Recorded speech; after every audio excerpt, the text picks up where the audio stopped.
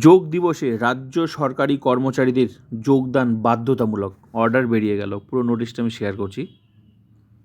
বাধ্যতামূলক।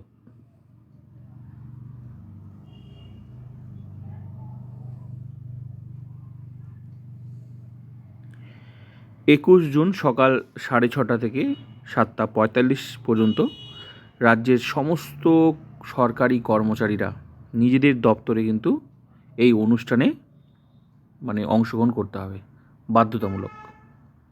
তারই এই অর্ডার।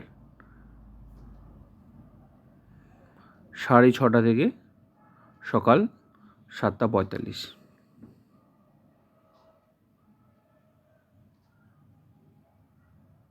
যার যেখানে কর্মস্থল সেখানেই অংশগ্রহণ করতে হবে।